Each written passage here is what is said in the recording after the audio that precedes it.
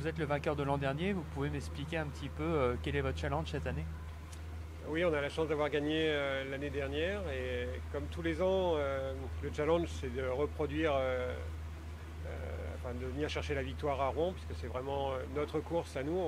On est Rouennais bien évidemment et ça fait des années qu'on dispute cette épreuve, c'est de gagner tous les ans, mais avant tout toujours à Rouen, il faut venir humblement parce que le plan d'eau c'est un peu lui qui décide.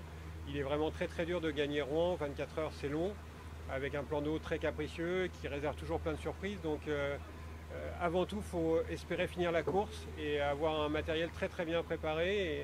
Et souvent, les pilotes profitent des 24 heures de Rouen quand la course se dispute, mais il y a un travail qui est fait par les équipes de mécaniciens pendant 4-5 mois avant.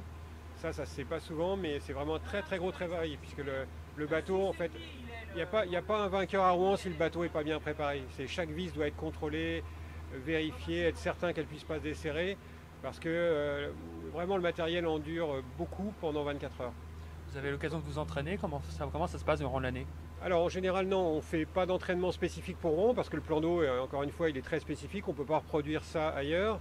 En général, le bateau est prêt un mois avant, on fait les rodages, on fait quelques essais d'hélice et quelques essais de fiabilité pour être certain que tout fonctionne bien, mais c'est assez difficile de reproduire une ligne droite d'1,8 km pour vraiment tester grandeur nature. Mais bon, avec les teams qui ont de l'expérience connaissent bien et savent ce qu'il faut faire pour préparer et être prêt le jour J.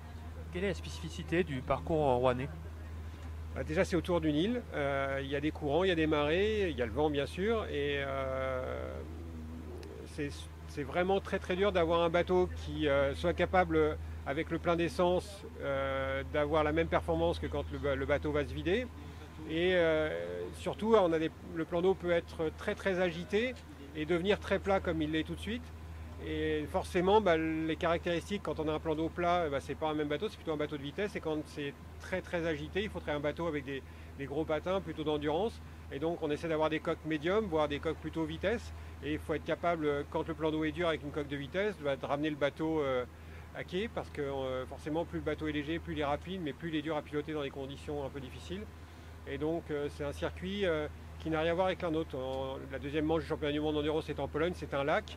Là, les conditions changent pratiquement jamais, c'est toujours la même chose. Or là, les marées nous font changer pratiquement chaque heure, le plan d'eau va changer. Et c'est ça qui rend difficile de trouver le bon setup entre le poids du bateau, le réglage, l'hélice. C'est assez difficile.